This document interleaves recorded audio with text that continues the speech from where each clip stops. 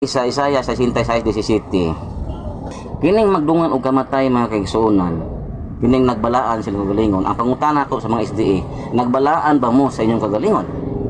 Kani bang nangaon og baboy, nagbalaan ba ni sa inyo sa kagalingon? Mo ni pangutana ko sa mga SDA karon. Kasi mo tubag ani karon be. Agiton mo na ako mga SDA. Karon, kay mo tubag ani. Kining nagbalaan sila kagalingon, nikaon ba ni baboy? Tubagan ninyo mga SDA. Di ara ko.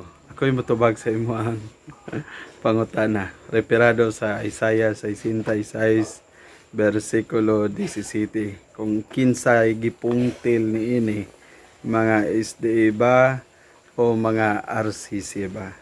Una nga tubag mao kini. Sa atong kaugalingon mga brothers nga mga CFD, dili kita mahimo nga balaan sa atong kaugalingon nga pagpaningkamot.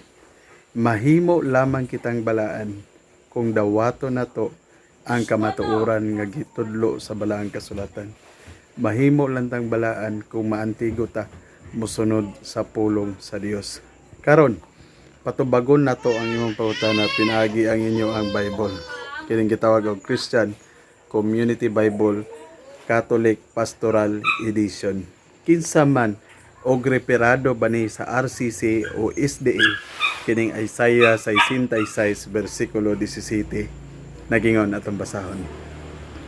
Verse 17, as for those who sanctify and purify themselves by going to the gardens and following the priest in the midst, those who eat the flesh of pigs, reptiles, and rats, their deeds and thoughts will suddenly come to an end.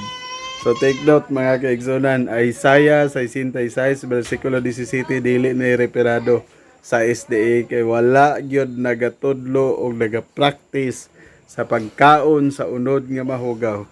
Kung dili ang nagatudlo sa pagkaon niini mga kaigsunan, walay lain ang mga CFD mga kaigsunan.